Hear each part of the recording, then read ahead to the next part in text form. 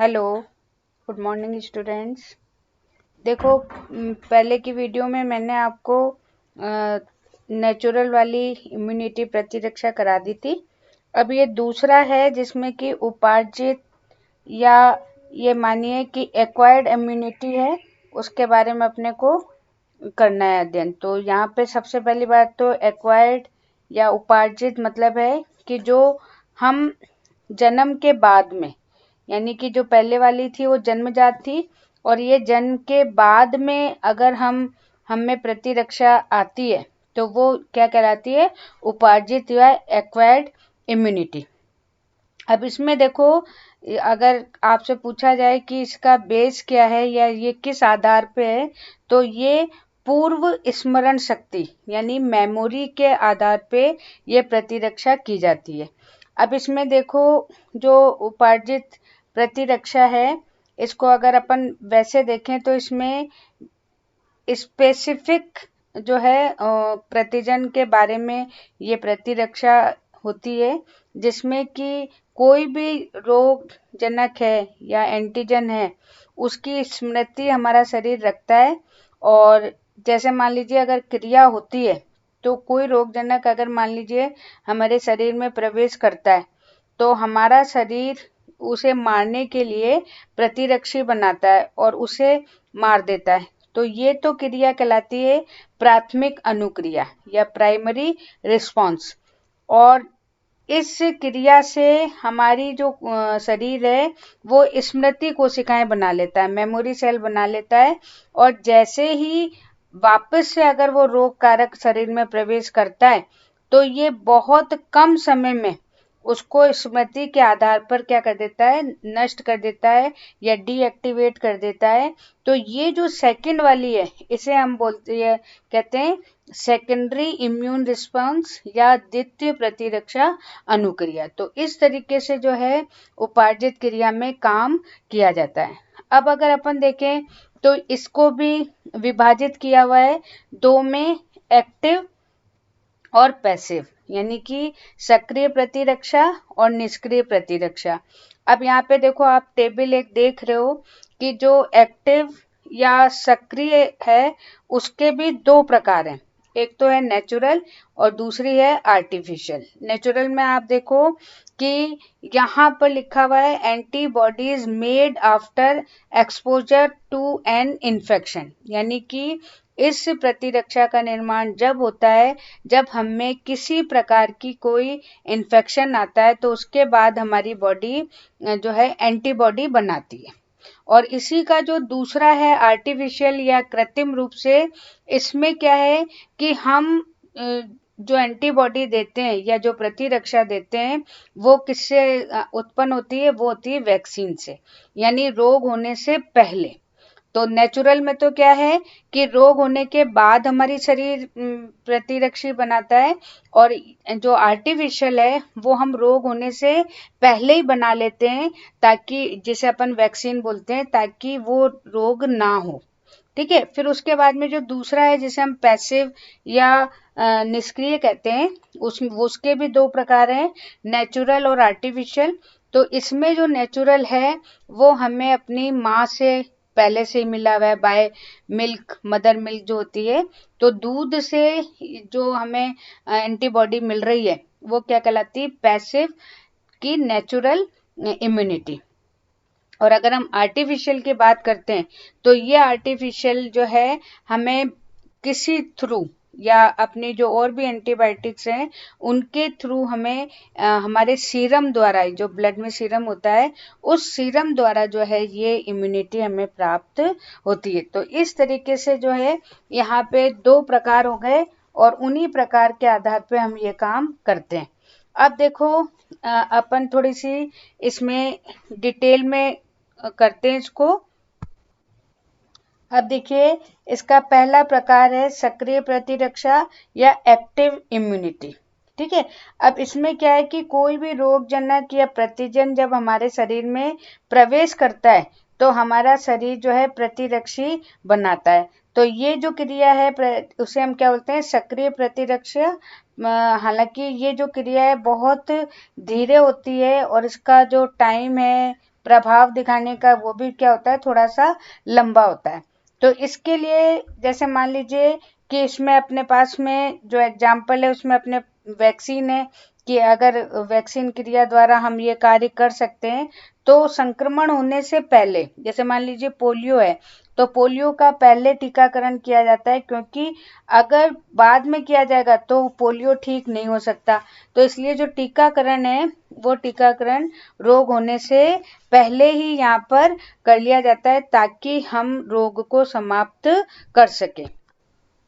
अब देखो जो दूसरा है वो क्या है, पैसिव इम्यूनिटी या निष्क्रिय प्रतिरक्षा। अब यहाँ पे आपको दिख रहा है कि किस तरीके से यहाँ पर जो है किसी भी रोग को रोकने के लिए हमारे शरीर में प्रतिरक्षा का निर्माण किया जाता है, और इसके लिए भी जो है विशेष प्रकार की प्रतिरक्षा है जो हमारे शरीर में प्रवेश करवाई जाती है। जैसे मान लीजिए कि जब गर्भावस्था होती है तो उस समय जो बच्चा या भ्रूण है वो डेवलप हो रहा हो तो उसमें जो है प्लेसेंटा द्वारा, ये ध्यान रखना, आईजीजी ये जो है ये प्रतिरक्षी है जो बच्चे में आती है। फिर दूध है तो दूध के थ्रू जो है आईजीए ये प्रतिरक्षी है, ये हमारे शरीर में प्रवेश करती है। तो ये जो है इसको आप प्राकृतिक रूप से कह सकते हैं कि किस तरीके से यहाँ पर प्रवेश करती है।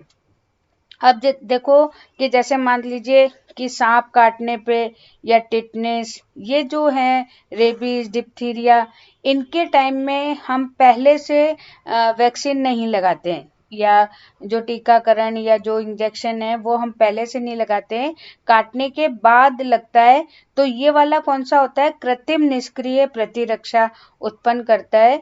तो इस तरीके से जो पैसिव है वो पैसिव नेचुरल भी होती है, यानी प्राकृतिक रूप से भी होती है, और उसके अलावा कृत्रिम रूप से भी होती है। अब देखो तीसरा है ऑटो इम्यूनिटी या स्व प्रतिरक्षा। अब इसमें क्या है कि जैसे मान लीजिए कि वैसे तो हमारी जो शरीर है उसमें अपनी कोशिका और दूसरी कोशिका में अंतर करने की क्षमता होती है, जो अपन ने स्टार्टिंग में पढ़ा था, सेल्फ और नॉन सेल्फ। तो लेकिन कभी कभी क्या होता है, किसी वजह से हमारा शरीर जो है हमारी स्वयं की कोशिकाओं को नष्ट करना चालू कर देता है। तो उस समय स्व प्रतिरक्षा की आवश्यकता होती है। कारण कुछ भी हो सकता है, आनुवंशिक कारण भी हो सकता है, वातावरण कारण भी हो सकता है, या कोई और कारण होता है। तो उस समय जो हमारी कोशिकाएं हैं उन कोशिकाओं के विरुद्ध प्रतिरक्षी बनने लगते हैं और यहाँ पे जो है चीजें नष्ट होनी चालू हो जाती है। तो ऐसी जो स्थिति है उसे अपन स्व प्रतिरक्षा कहते हैं, और इसके कारण जो है कभी कभी कुछ रोग भी उत्पन्न हो जाते हैं। जैसे यहाँ आप डायग्राम में देख रहे हो तो एक तो रूमेटाइड अर्थराइटिस है, हाशीमाटो है। तो ये कुछ यहाँ पे डिजीज हैं जो स्व प्रतिरक्षा के कारण हैं वो पाए जाते हैं। अब उसके बाद में देखो अपने पास में अब देखो इसमें अगला है टीकाकरण, या जिसे अपन सक्रिय प्रतिरक्षीकरण कहते हैं। और यहाँ पे एक स्पेशल है कि जैसे मान लीजिए जो रोग हो उससे पहले ही हम उसके लिए इलाज संभव कर सकें, तो ये जो प्रोसेस है इस प्रोसेस में हम किसको यूज करते हैं, वैक्सीन को। और अगर अपन थोड़ा सा इसका इंट्रोडक्शन देख लें तो ये जो है एडवर्ड जेनर ने दिया था 1796 में।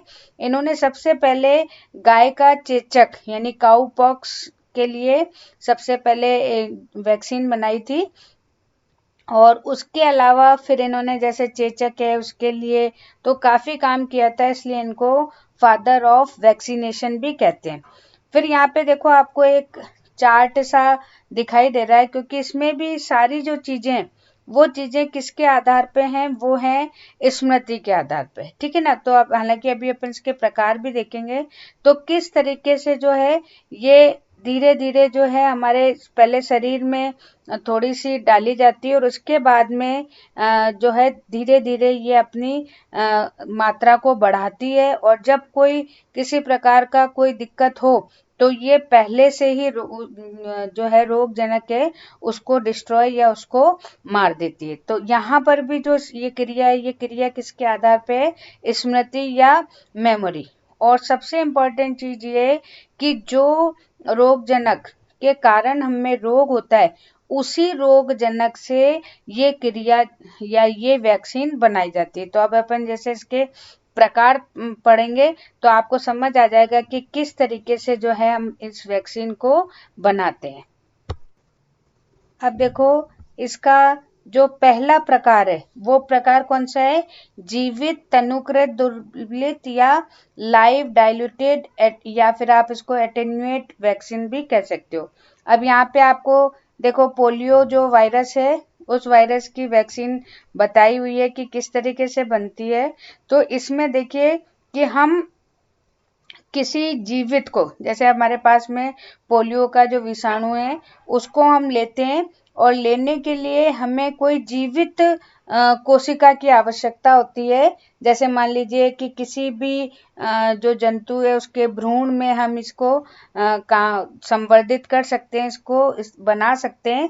तो उस तरीके से जो है सबसे पहले हम जो भी रोगजनक है उसको लेते हैं और लेने के बाद में किसी जीवित कोशिका में इसकी संख्या को बढ़ाया जाता है और इसकी प्रतिकृति करके इसके जो भी हानिकारक रोग गुण है उन गुणों को क्या किया जाता है? समाप्त किया जाता है।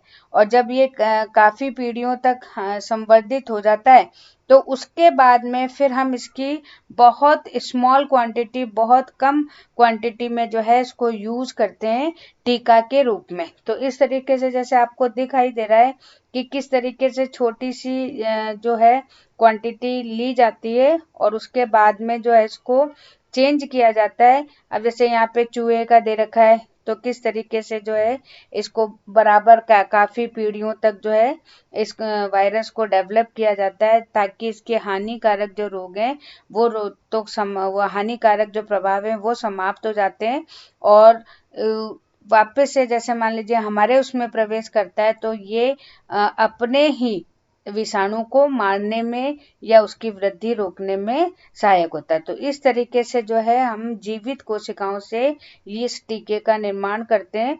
और ये जो टीके हैं ये जैसे खसरा है, रोटा वायरस है और पोलियो है, इन जैसे जो रोग हैं उनमें सहायक होते हैं। अब देखो जो दूसरा प्रभाव टीका होता है वो कौन सा होता है? मरे हुए जीवों से या निष्क्रिय जीव टीके या इंग्लिश में इसको बोलते हैं किल्ड और इनएक्टिव वैक्सीन।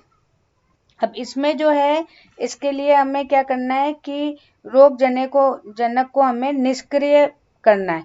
तो निष्क्रिय करने के लिए जो है सबसे पहले जो भी पदार्थ है या जो भी हमारे पास में वैक्सीन वगैरह है उसको रासायनिक पदार्थों जैसे फॉर्मल्डिहाइड है, फास्फोरिन है, तो उसका उपयोग करके हम इसकी विभाजन क्षमता को नष्ट कर देते हैं और नष्ट करने के बाद में फिर इसको उपयोग में लाते हैं टीकाकरण के द्वारा। ये इसकी स्मॉल क्वांटिटी उसको यहाँ पे काम में लिया जाता है। फिर उसके बाद में अपने पास में जो थर्ड है वो कौन सा है? आविष टीके या जिसे हम टॉक्सोइड। तो अब आप यहाँ जैसे डायग्राम में देख भी रहे हो तो इसके लिए हम क्या करते हैं कि जैसे मान लीजिए कि इसके अंदर कोई हो सकता है कि लिविंग ऑर्गेनिज्म ज्यादा रिस्पॉन्सिबल नहीं हो, कि कुछ अविष या जो भी जीवाणु वगैरह हैं उनसे जो पदार्थ बनते हैं उनसे अपन इस टीके का निर्माण करते हैं। जैसे एक उदाहरण है अपने पास में टिटनस। तो जो टिटनस है वो टिटनस जो है, टिटनस के जो जीवाणु हैं उस जीवाणु के रसायन द्वारा यहाँ पे बनाया जाता है। अब जैसे मान लीजिए कि जो टिटनस रोग है वो किसके कारण होता है? एक विशेष रसायन के कारण होता है। तो इसके बचाव के लिए हम एक टॉक्सिक टीके का निर्माण करते हैं, और इसके निर्माण करने के लिए हमें उसको एक विशेष प्रकार का, जो चाहे रासायनिक हो चाहे भौतिक रूप हो, हम उसको हानि रहित करके यहाँ पे काम में लेते हैं। जैसे आपको डायग्राम दिख रहा है ना कि बैक्टीरिया है, वो जो भी हमारे पास में जैसे यहाँ लिखा हुआ है, तो उस तरीके से जो है टॉक्सिक या अविष को तैयार किया जाता है। और फिर जैसे यहाँ देखो बैक्टीरिया है, तो अगर हम किसी में इंजेक्ट करा रहे हैं तो उसमें तो इन्फेक्शन कर रहा है, लेकिन अगर पहले से वैक्सीन इसमें लगी हुई है या उस समय लग रही है तो जो बैक्टीरिया है उसका प्रभाव उस पर नहीं होता है। तो इस तरीके से जो है डिप्टीरिया है, टिटनेस है, उनके टीके यहाँ पे तैयार किए जाते हैं। अब देखो जो चौथा प्रकार है वो प्रकार किसका है, कॉन्जुगेटेड और सिंगल वैक्सीन, या जिसे सहयुग्मी इकाई टीके कहते हैं। अब इसमें जो है किसी भी ये मतलब अगर आप देखो तो ये एक तरह के रिकॉम्बिनेंट टीके हैं, जिसमें कि हम किसी चीज को या स्पेशली जो है जैसे प्रोटीन वगैरह उसका यहाँ पे उपयोग करते हैं।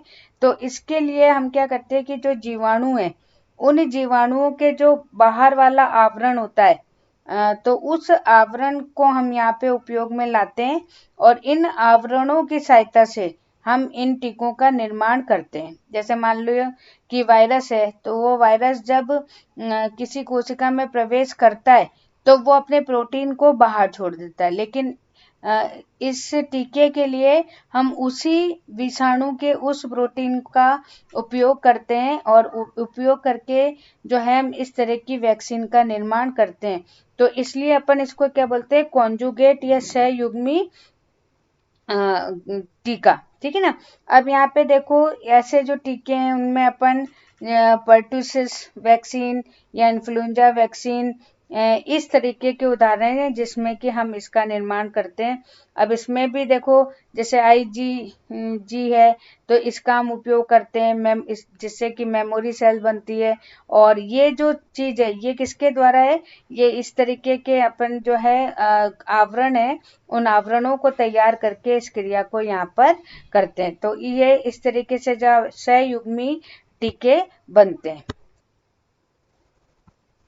अब देखो अपने पास में जो पांचवा है वो कौन सा है, अभियांत्रिकी टीके या इंजीनियरिंग टीके। और ये जो टीके हैं जैसे अपन ने बायोटेक्नोलॉजी की थी, तो उसी तरीके से यहाँ पे जैसे DNA रिकॉम्बिनेंट DNA बनाते हैं, उसी तरीके से जो है यहाँ पे रिकॉम्बिनेंट DNA बनाया जाता है, जिससे कि रोग कारक के प्रतिजन है उनको नष्ट करते हैं। और इस टीके के लिए हम ईस्ट या जीवाणु कोशिकाएं इसका उपयोग करते हैं, जिससे कि इसका प्रभाव है धीरे धीरे क्या हो जाता है, खत्म हो जाता है। तो ये आज आपके इस तरीके के 5 जो है टीके हैं जिनमें अपन विभिन्न प्रकार के पदार्थों को यहाँ पे काम में लेते हैं। तो आज ये आपका कंप्लीट हो गया।